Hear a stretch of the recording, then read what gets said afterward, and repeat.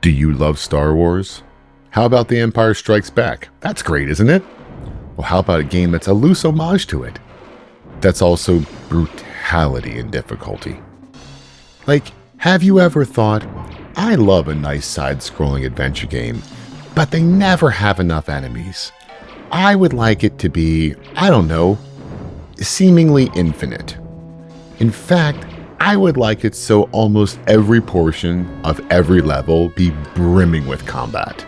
Well, you're in luck. And what about end-of-level bosses? Do you find yourself oftentimes frustrated that the end-of-level boss is easily identifiable as an object or a character, and wish instead you could fight something like, I don't know, a giant flying trash truck that throws trash at you? Or a crab monster that could also be a giant insect that spits what might be fire lava at you? What, you don't remember that scene in Empire Strikes Back? But best of all, you'll get to lose your freaking mind while trying to make jump after jump while being assaulted in literally all directions. Okay, you do get to use a lightsaber, fly the Millennium Falcon, play as Han Solo, and Chewbacca, and Luke Skywalker, take out some AT-ATs with a T-47. I mean, look, after all, no matter how hard this game is, it's still a Star Wars game, and that's still always awesome. Retro Recall. Welcome back to Retro Recall, the show with more nostalgia than the number of enemies that spawn in this game at all times. I'm absolutely serious. WTF, John? What's the deal here? Oh, God. Hey, guys, I remember Star Wars The Empire Strikes Back? You know, the universally agreed upon best Star Wars movie until Rogue One came out. How about we play a video game that makes you not feel that way anymore? And also Nice. a video game that feels like a Teemo knockoff of that movie. Sound fun? Let's begin. Let's do it. Oh, Yay. I'm glad this is the last game of this this month, by the way. this is a good finale, because tonight we're going to talk about, as always, what the game is, why it's so hard and so rough, and how weird it was. And then, really weird, yeah. just what it's like playing it. But let's talk about, as always, let's talk about the release. Released in North America, November 12th of 1993. It is obviously the second of the Star Wars games released by Super Nintendo by LucasArts, a studio that I love, but I also will admit had some challenging games that they made over the years. And yeah. This is one of them. They're not all bangers. Yeah. Yeah, and this one is both brutal and oddly not Empire Strikes Back. Yeah, in some very specific ways. It's kind of its own thing sometimes. Yeah, but let's get into what was going on. It's November, it's 1993, and this is one of the few times I know the song, and this song sucks. I Would Do Anything for Love by Meatloaf. I would do anything for love. I detest this song. I remember this song, and I remember going, what is this garbage? Yeah, I remember people debating, what's the thing he won't do for love? Yeah. Come on. All right. Ugh. Yeah. All right. This game also came out about a month after Aladdin, so a lot of the stuff lines up from last week. So last week we talked about In Utero by In Utero? Nirvana, and how it was this kind of big hit but caused a lot of controversy. And you know, there's another album that came out that actually had even more controversy, which also really speaks a lot to the times. Doggy Style by Snoop Dogg. Yeah, man. You know, the guy from the Olympics? That's Snoop Dogg. Yeah, he used to be a gangsta rapper. Yeah. So 2 weeks after Star Wars, the Star Wars game released, the PMRC, Parents Music Resource Center, a group of people who I to this day hate, even though they don't exist anymore, lost their freaking minds. And by the way, if you want to know what the people who are members of the PMRC look like, just imagine what you think they look like. That's exactly what they look like. It is. They all have, they have that. The women all have that haircut, and the men are wearing those suits. Right. The Karen haircut before it was a Karen haircut. Full stop. Yes. Tipper Gore can go to hell. Anyway, so this album comes out, and again, for the record, I don't like rap, but nothing but respect here for this thing. This album comes out, and I bought this album because I was like, I just wanted to support what was happening. Yeah, it was just me just spending money because I was like, no, I don't like band music. Oh, sure. And this is one of those ones. It was banned on the radio. It was banned in schools. It was like school dances. This stuff wasn't allowed anywhere. Mm-hmm. What was the MTV competitor where you could pay money to choose the videos? Do you remember this? It was all over that.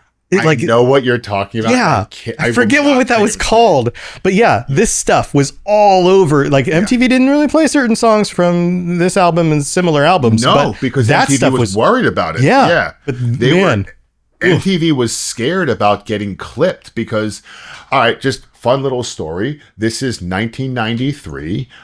Bill Clinton is in the White House. Oh no, he's not in the White House. Bill Clinton's about to. It's Bush. Yeah, it's still Bush Senior. The White House. Yeah. Tipper Gore, though, whose husband is a senator, is the head of the PMRC, or close to the head of the PMRC. People were afraid of the PMRC at this point. Yeah. They had lost the lawsuit against Two Live Crew, but still there is a lot going on at this era. But we're also at this kind of go F yourself era, and people are pushing back. So the album, by the way, went 4 times platinum. Yeah, absolutely. 4 times platinum. But it was this album is a big cultural moment because it was this kind of, we had gangster rap before, there had been other stuff, but this was an album that was being pushed back not just because of the gangster rap element, but actually a lot of the other elements to it. Mm-hmm. This album was a big hit. And, pushing those boundaries. Yeah. But again, early 90s, this is where we really first started seeing, I'm a punk rock kid.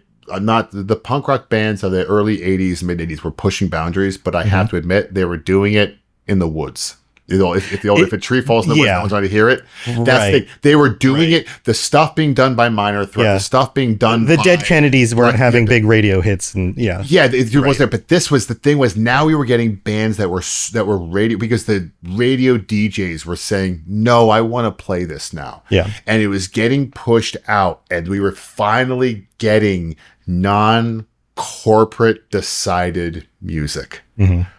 This may have been Death Row Records, which is still technically, but that's a different conversation. Okay. All right. Movies. Sure. But let's talk about movies.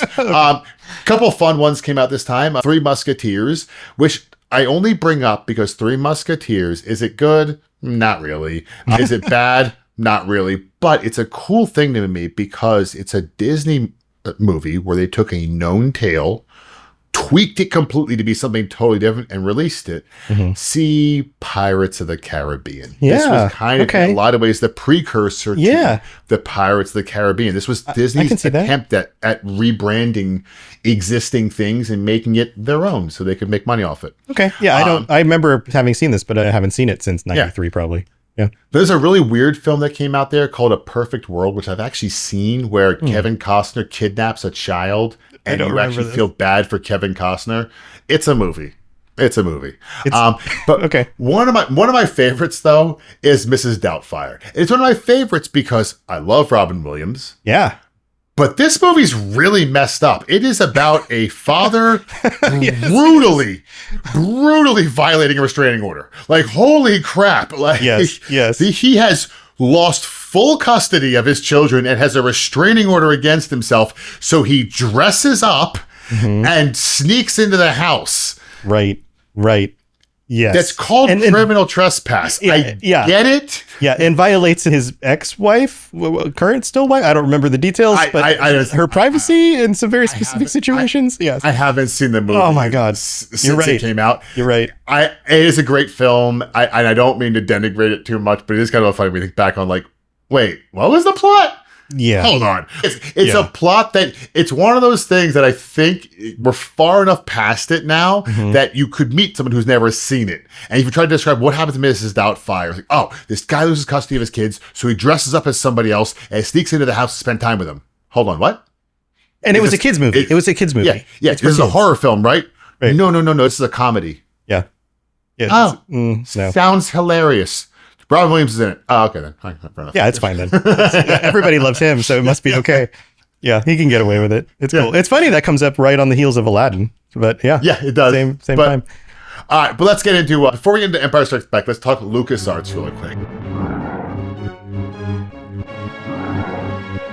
Oh, LucasArts. Yeah, we talked about them a bit with Monkey Island, and they've done a lot of stuff, and it's not always great, but sometimes it is. So LucasArts, they're just this lowly little studio up in Santa Rosa, California, that has little to nothing to its name other than its founder and the most lucrative intellectual property rights maybe in the world until they sold them to Disney. But they were responsible for a ton of really good games. Monkey Island, Day of the Tentacle, Metal Warriors, X-Wing. There's just a ton of exceptional games. Sometimes they made games that were a little bit off, that kind of pushed it. Like Day of the Tentacle is kind of wacky, weird kind of game, a little weird adventure game. But they were known for different things, and sometimes they missed, man. Yeah. And yeah. So I'm going to go ahead and say what we're going to cover today is Star Wars Empire Strikes Back. I have no evidence whatsoever to back up what I'm about to say, so take it with a grain of salt. But it's 1992 when this game would have been developed. There had not been a Star Wars theatrical release since Return of the Jedi in 1983. So what's funny about this game to me is that it comes out in 93, which is 12 years after the film came out. And do you remember how that felt like forever back then? Yeah. It's like 12 years since the film, and then this game comes out.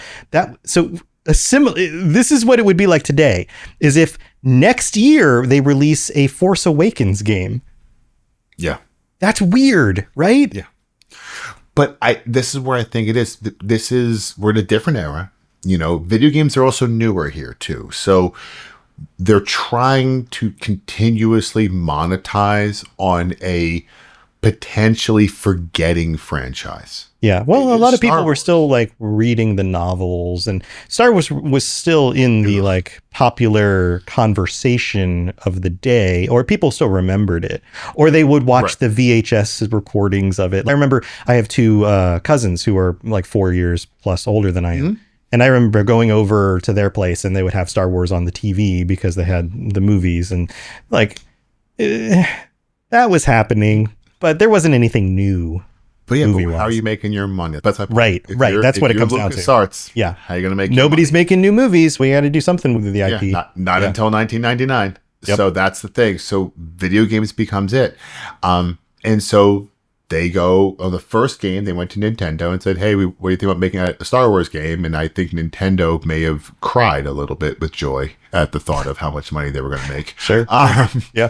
And so if you make episode 4, you're making episodes 5 and 6. So here we are. And it is a massive success, the game we're going to cover. It is, but the critics were much more mixed. They love the visuals, they love the gameplay, but the game is brutal. Frustrating, brutal. Right. And let's dive into that. So this is your first time back. What did you think personally about that? Okay, so I didn't own a Super Nintendo, so I played this game at friends' houses, and I hated it then. Right. We all rage quit it, and 30 years off, I still rage quit it. It turns out this game, it holds up. This is the hardest thing we played. I actually thought it was going to be Lion King. I was wrong. I did not think this. Again, memories are memories. I didn't think it would be this bad. Yeah. This is the hardest game I've played. Yeah. This is worse than Battletoads to me. Really? Okay. Yeah. I have vague memories of having played this. When you brought it up as an idea, I could picture it in my mind. Like I can remember what the game looked like, and the lightsaber combat and shooting your gun and all of that. But I don't remember if I rented it or if I played it somewhere. But I know I never beat it.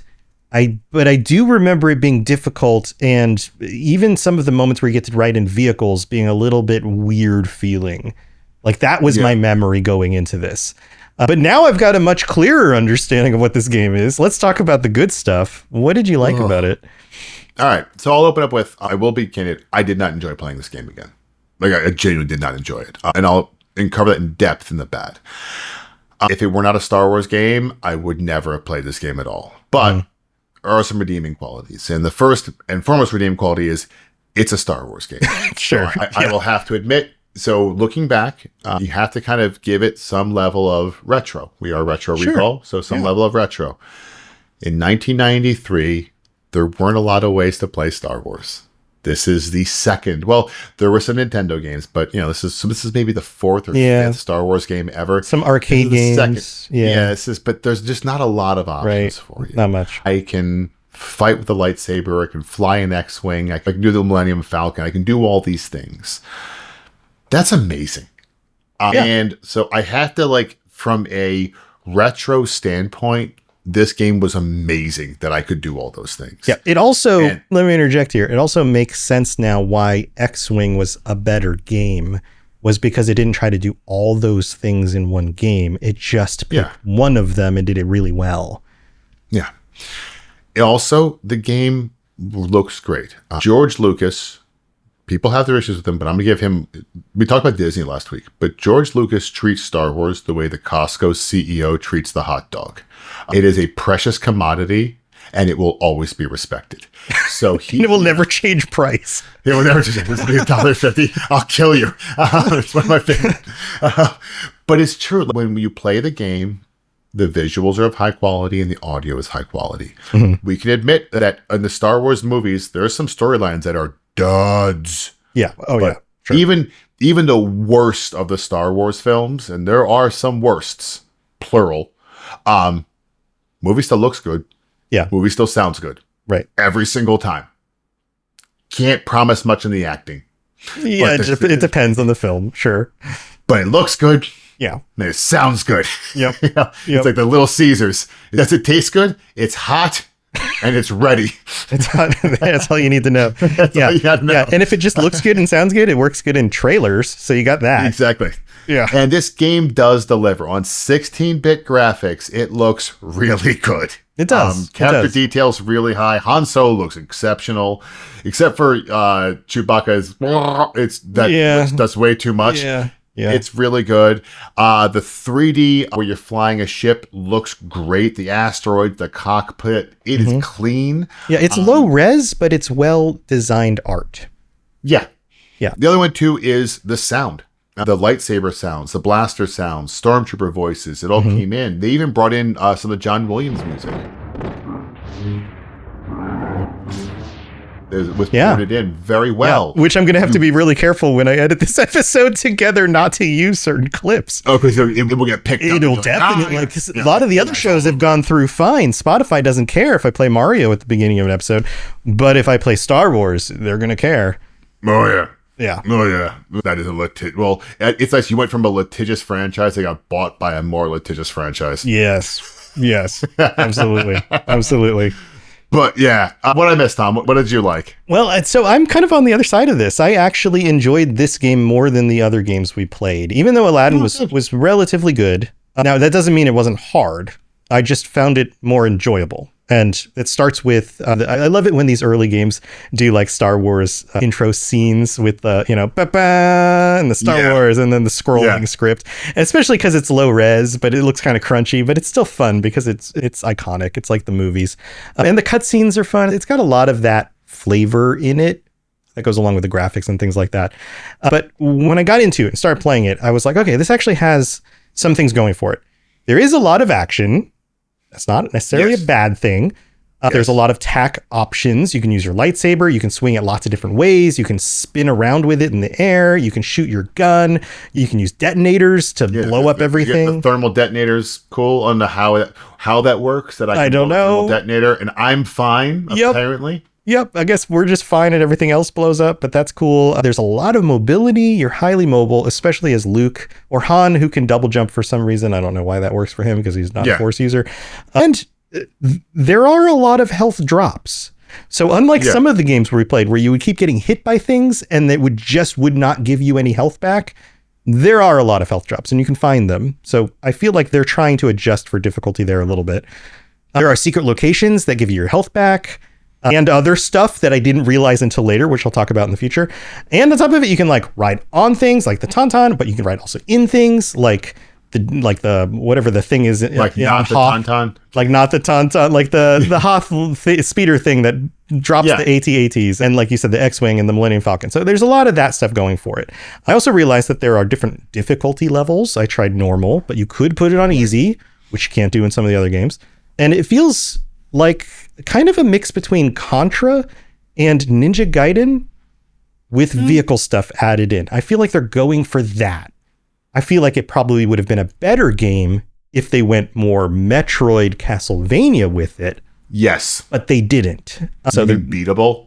yeah, and rewards you from searching and also paces out the combat a little bit more. But then I only got so far, so I had to watch a playthrough. And then I realized that I was playing a completely different game than the way you're supposed to play it when I watched somebody actually do this like well. And they found a bunch of stuff that I never found. They switched their weapons a lot. They would slow down and grind enemies for health and items, like power-ups that make your health bar longer because it's like a lightsaber at the top, and then that would get longer and longer. And if you didn't do that at the beginning, then that's why it got even progressively harder, is because the game was designed for you to seek all that stuff out to level up, even though there's no XP, in order to be better at fighting things later. But that still doesn't mean it's a great game, and it doesn't mean that it's easy. But it does feel like Star Wars until we get to some of the stuff we'll talk about in the bad, where certain things are just absolutely not Star Wars, but they were shoehorned into the game. Oh, good God, yeah. So we've got that to talk about. But here, let's transition into the bad stuff. What didn't you like? This game sucks. Just gotta call it out. I'm sorry, that's the truth. If it was anything other than Star Wars, I would have bailed. And I'll explain why. Yeah. It is light years hard. Oh my God. Like, two reasons. One, way too many enemies. Yes. And the enemies are way too hard. You can just stand somewhere in the middle of a level and enemies will keep spawning and coming at you. It's infinite. Yeah. So right. In the very first level, you get overwhelmed by the amount of things you have to fight. Every level, I realized all I was doing was mashing away at the attack and jump button. No break. Yes. Right. Just right. nonstop So attack and jump. That was the first thing I tried, and it wasn't very successful, and I started dying a lot. And then on the early levels, I realized if you just run and jump your way to the end, oftentimes you don't even have to fight things on the early levels if you just try to speed run to the end and jump past stuff. But then that only works for the first few levels, and then it doesn't work anymore. Yeah. But then you get these wild bosses. The bosses. They are holy crap. Like the giant Yeti. The giant Yeti. Like the weird ship on Lando's Cloud City. Is it a ship? What is this? Is it a mech? We're getting to the what is this in a second. Yeah. The problem I have with the bosses, a lot of the bosses feel like when you're playing like an RPG and you're like 20 levels too low. Yeah. You know, we all have, I'll use Final Fantasy VII. You get to Vincent, the castle where Vincent's in. It's usually right before then you have to go circle the forest for you gotta go grind 6 hours. Yeah. You just do. And I think that's what we missed about this game is that you're supposed to grind. You're supposed to find all the secrets. You're supposed to collect all of those things for you to have a chance when you get to certain parts on certain levels. Yeah. And if you don't know where that stuff is, you're not going to be able to beat it. It's there, but it's the nonstop enemies are brutal.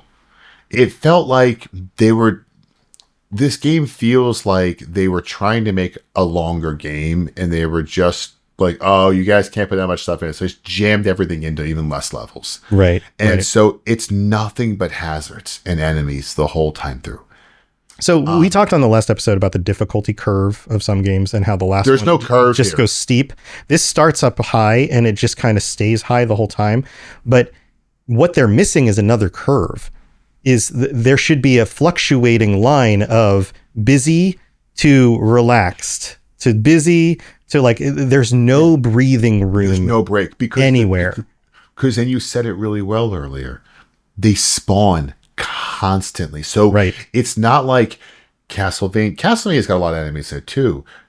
But you can kill everything and then just stand still. There's nothing else in the room still. Yeah. The example is there's a lot of games where like if you're playing it and your mom called you, you could talk to her. Yeah, 1 minute, Mom. All right. Yeah, hold on. All right. What is it? What is it? Nope. Okay, cool. This game, you had to hit pause. Yeah. Because if you don't hit pause, you're dead. Like, so. Yep. Another major one, though, is what the hell is this game? I am a fan of Star Wars. And I would put myself I used to call myself a big fan, but I've met people I've met the avids, and I'm like, I'm so far behind you, I'm not even sure if I can be considered big anymore. I do love Star Wars. You appreciate a good Star Wars movie. Yeah, but I go to Disneyland because I like going to California and it's smaller. So I go to Disneyland. Sure. I go to the Star Wars world. I have a drink in the cantina. I enjoy it.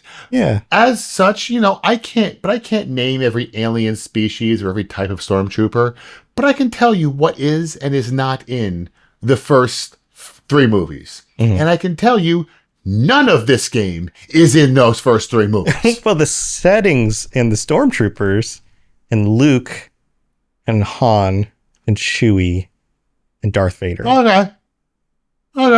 But there's definitely other stuff that they cram in. So it's like they had the right set pieces, but then they added in extra stuff. It's the classic case of like needing more things to fill out the game. And so they're like, okay, here's a weird mech boss or ship, whatever that is. Or here's a weird needle hog, whatever. Actually, and I'm going to ask a question because we have listeners who may know this. In the comments, please let us know.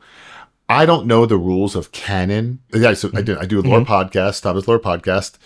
This game is made by LucasArts. Right. Is well, this they must canon now? I don't know. Yeah, Luke spends a really long time in the Yeti caves in this game. Yeah, I don't know. Kills many Yetis. And they have frost freezing breath. Yeah, that's my thing. Because like you and I have talked on Fallout about like, all right, so like the main Fallout games are all canon. Fallout Brotherhood, it's my point. Like, I don't know though. This one, it's made by LucasArts. Is it canon? Meh. Because on Hoth, you're fighting your way through caves where they have freeze breath Yetis. Right. Okay. Then you fight a giant freeze breath Yeti. Right. The Yeti we see in the movie is like, I don't know, 8-9 feet tall, but it's not 30 feet tall. What? Yeah. And now there's also these wild ice pigs that attack you. Yep. Spine shooting salamanders. Yep. Then apparently, I didn't know this, the Imperial forces have spider walking things with guns on it that look like they were stolen from the game Rifts. Calling that one out. That looks like it's stolen from the game Rifts. I like Rifts. That's there. Yeah. They did have snowtroopers. There's that. But then there's also this like Gundam snowtrooper in a mech that flies around. Right. No idea where that guy came from. It's like they hit certain beats and you're in your snow speeder and there's the AT-AT walker things and you're like, oh, this looks like Star Wars. And then all of a sudden, you're right. It's like something like the spider walker comes in. You're like, I don't remember that guy. Where'd that guy come from? Lands on Dagobah and the swamp is ruled by a super insect? Yeah, I couldn't tell. Is it an insect or is it like a weird crab thing? I have no idea. I don't know. But I can tell you, was not in the movie. Nope. I would have remembered that. I would remember that bit. This is the whole like. Well, can you imagine? Can you imagine the developers meeting for this? They're like, okay, we need to do. Luke lands on Dagobah. What happens in the movie? He and R2 try to get the X-wing out of the swamp, and then they meet Yoda, and Yoda plays with this stuff for a little while. And they're like, okay, but how do we make that a game? I know, giant bug. Sold. Yeah. What? I don't know. I mean, then we get to the Han Solo by himself in Cloud City. Doesn't happen in the movie. Right. And my favorite part about Cloud City is that it is designed to be a livable place for human beings, and yet he has to make his way through this gauntlet of uneven floors and jumping puzzles. Look. What? I will not allow you to sit here and denigrate the great movie that is Galaxy Quest. So, yeah. Why is this here? There's no reason to make a room like this. It doesn't make any sense. Why would you have a jumping puzzle for regular people who have to live here? That doesn't make any sense. Galaxy Quest is such a good film, by the way. It is a good film. Yeah, that came up on a previous episode. But also, he blows up like all of these security droids and fights the same weird ship thing we've been talking about. And then basically destroys like half of Lando's security forces single-handedly. And then Lando shows up and is like, Han, my old buddy, welcome to Cloud City. Yeah. What? What happened here? Yeah. I don't remember that part of the movie. And then there's the Chewbacca thing. where like he's just fighting this thing. I don't know Okay, what it is. let me describe it. No idea what Yes. Chewbacca's fighting. Right, let me describe this for our audience. It is like a big hunk of garbage being swung around on chains and dropping more garbage. You know, like classic boss design. And then, and then there's Darth Vader on the final level where he just floats around. He flies. I don't remember that. I mean, he can kind of like pirouettes, by the way, if I'm being honest. It's right. It's a ballet scene. Like I remember in the movie where he jumps down on a thing and uses the force to like ease his descent, but he's not flying around. And then he tosses Luke out of a window, and then Luke falls down a shaft and collects rebel icons to get points. Like what? And then, of course he does. The final just time, like in the movie. Just like in the movie. And then the final. So I guess that's the sort of like the scene where he loses his hand and he falls down the thing, but it's not, because you still have to fight Darth Vader a final time. He flies around some more. He throws like debris at you, which feels kind of accurate. You use your force powers, because by then you have force powers. You chop them up like a bazillion times with actual hits from your lightsaber. And when you win, you don't even get the "I'm your father" moment.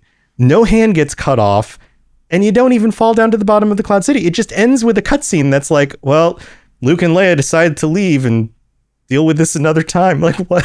I don't get it.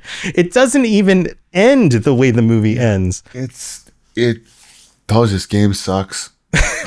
Which is super weird, because you would think they would at least keep that part consistent, or were they trying to keep this not a spoiler 12 years after the film came out? Like, I don't get it. Like I said, if someone can let me know, is this canon? That's like my biggest question. Do I have to relearn all of my Star Wars now? I mean, like Grogu's out now or something. I can't keep Yeah. Here's probably even one more knock, and I think this is my biggest issue. Mm-hmm. The hit windows in this game are terrible. Mm-hmm. Yeah, you're just kind of swinging really your bad. lightsaber around. It is hard to gauge. Like the aiming mechanic is bad, and the lightsaber range is really bad. Right. Blocking is hard. One of the things I found super consistent about all of these difficult games we've played is that they all, to me, feel too zoomed in. And I think it's because they want you to see a high quality design of the characters. But in modern side-scrolling games, you will have sections where it zooms out so you can see more of the level and zooms back in. Like you have, and on top of it, they put you right in the middle of the screen. So by the time an enemy shows up on screen, they're 3 feet away from you. What's the use of a blaster if something's 3 feet in front of you? You know, like that, it doesn't function the way that you would expect something like that to function. But I know it's limitations based on the time period, and that's just kind of the way it goes. So, yeah, but then you would at least expect them to have, you know, good hit windows. Like, hitboxes should be accurate, at least if they're only 3 feet in front of you. The issue with the hitbox I had is you think you're going to hit something, and you just miss, or it hits you before you hit it, and it's not even swinging. It's like they wanted to animate the movement of the lightsaber, but that creates a delay, which is weird. Yeah. What did I miss?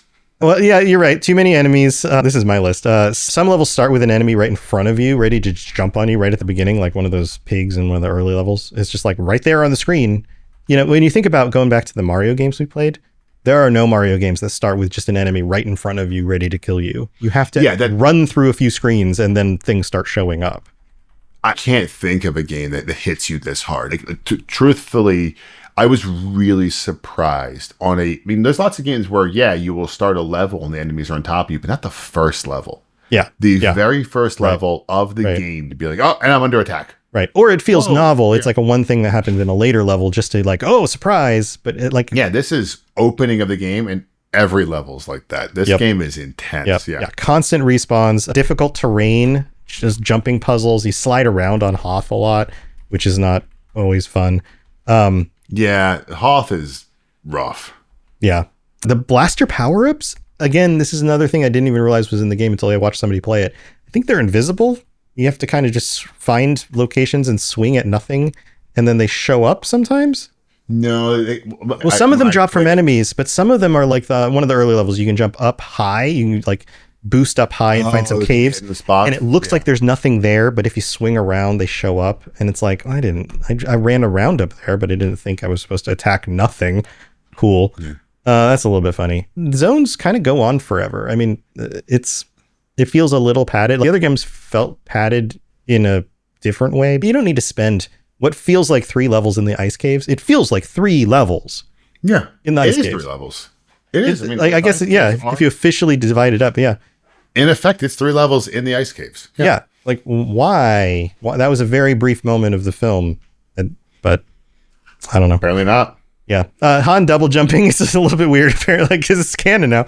Why does Han double jump? There's not really an XP system, so you have to get the power-ups, otherwise you can't beat things. And yeah, at least they have difficulty levels. You could put it on easy, and they have continue codes. So that goes in their favor. So I should have put that on my good list. So at least there's that. There's also Game Shark. I mean, like those two. I don't care about those two because I have Game Shark. But it shows that the creators at least took those into consideration with the difficulty. But that's fair. Yeah, that's why I think they're useful. Well, but in conclusion, Tom. All right. So should people play this game? I think if this is canon and you're a big Star Wars fan, then you have to play it. And they have to. That's a good point. Yeah. There's no choice. Because I'll be honest, that's one thing. Like, if you're a giant Star Wars fan and you have a need to complete every Star Wars game, and to understand the truth, the real truth behind what the combat was between Luke and Vader, you need to play it. It's a bad news. You're not going to enjoy yourself, though. It's a brutal game. It is. It's just so hard. It is hard. Yeah. This is one where, like, if you guys are listening to us and you say, hey, what's the hardest one?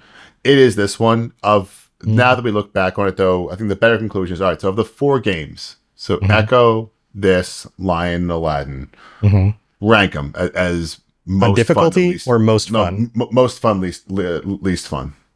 Okay. I would rank Aladdin at the top.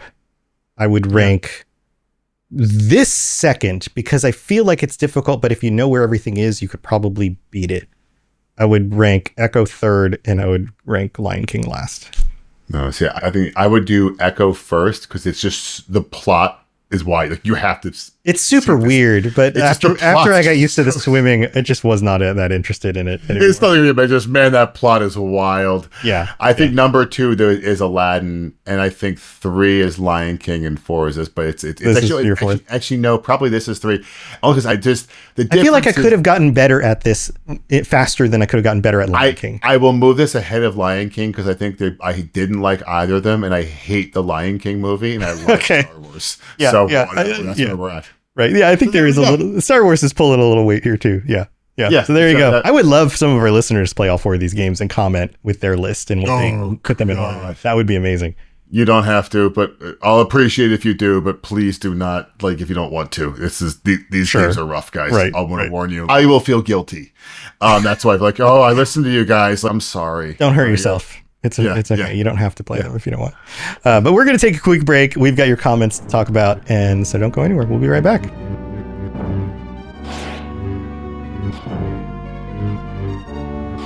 All right, we are back, and if you like our voices, why don't you check out our other shows? John does the 40K Lorecast and the history of 40K. I do the Fallout Lorecast, the Elder Scrolls Lorecast, and the Lord of the Rings Lorecast. So come get your lore for stuff that's really cool. We've got it for you. But here, let's talk about some of these comments. Again, one of my favorite things is you guys writing in, so thank you so much. These are all the Spotify comments, by the way, if you're wondering where we're getting these from. Spotify. The Super Mario World episode, Buckkiller, maybe, says, I loved this game. So many great memories around this time. The experience of finding secrets in this game before the internet was awesome. Yeah. Sure. Yeah. It was a great game. Really talking about it with your friends. Yeah. Hey, I found this in the game. Yeah. Let's go to this one. Voldteen, maybe? Mm-hmm. Super Mario World says, haven't played the early Mario games. My first was New Super Mario Brothers on the DS, but I get secondhand nostalgia listening to you two talk and being so enthusiastic about them. It's awesome. Mario holds one of my favorite all-time games in Super Mario Galaxy.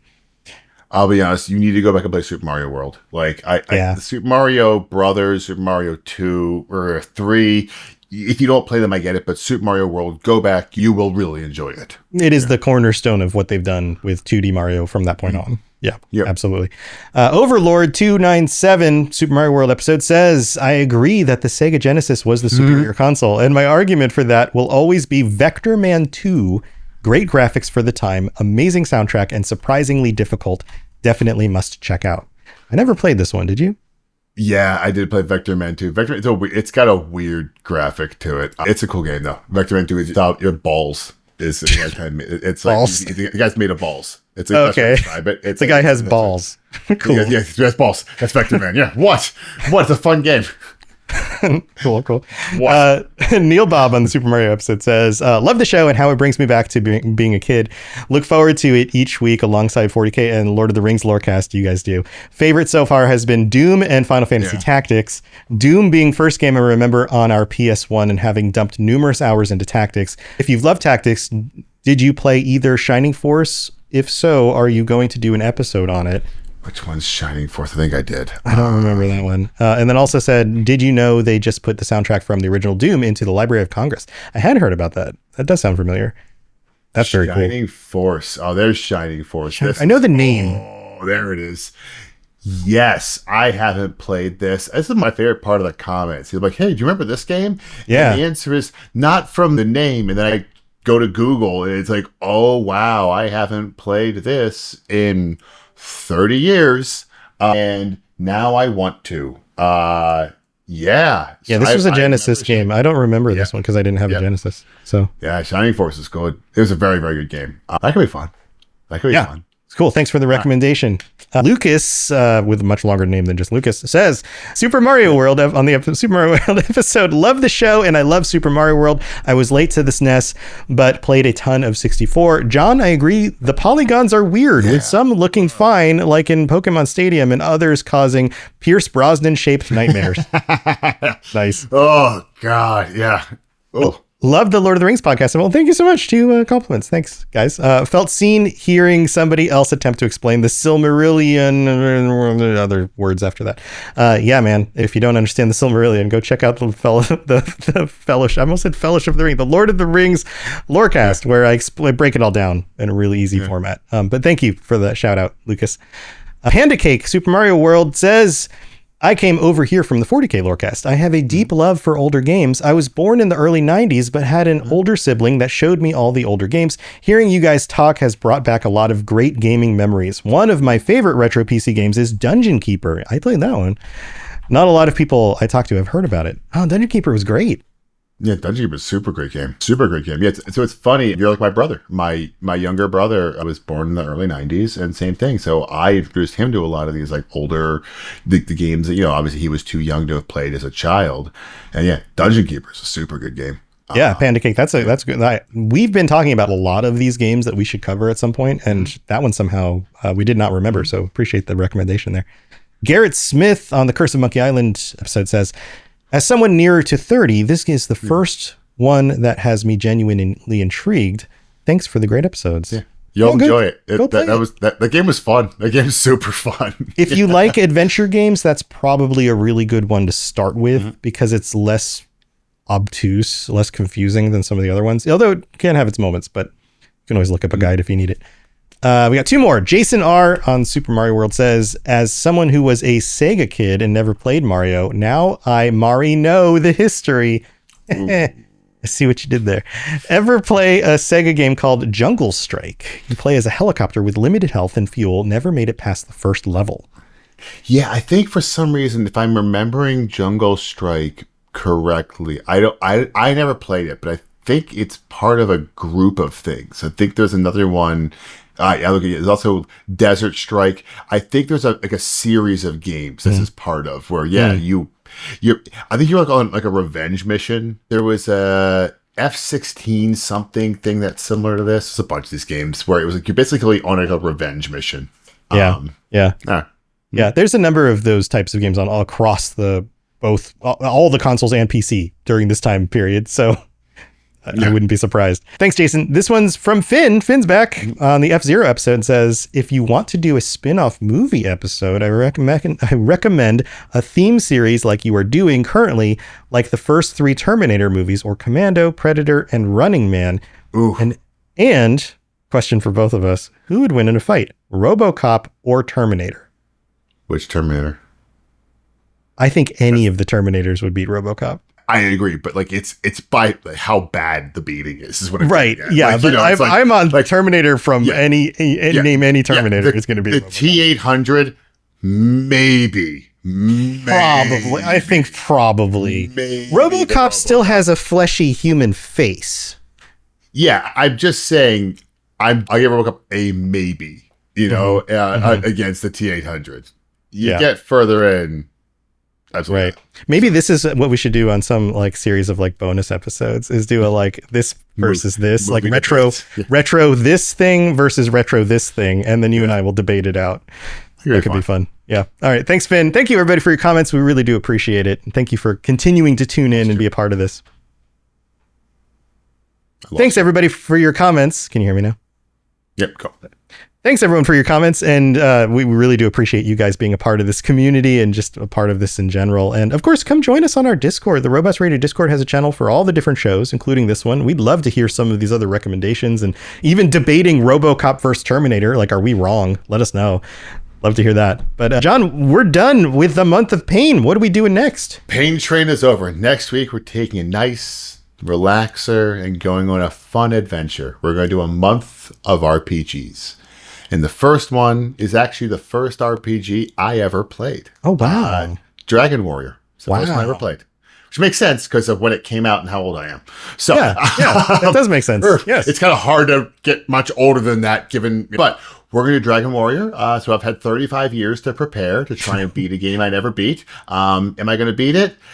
Without cheating? No. With cheating? Yes. So that's the secret. That's the secret because I still only have so much time in a day. That's not so secret. Yeah. I would like to see the end of Dragon Warrior because I've never seen it, and somewhere in my parents' attic, this cartridge might be sitting there. Yeah, I remember getting stuck at some point and never being able to finish it too. So we'll see. We'll see how that goes. There's a dungeon that's all in darkness. I remember I didn't know what to do. So, but you know what I have now? The internet. Yeah. So what's up now, Dragon Warrior?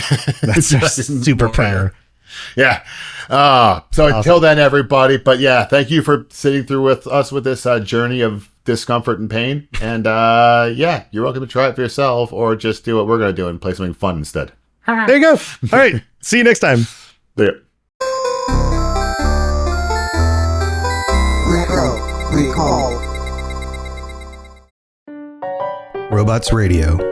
Games. Lore. Stories. Community. Just press play.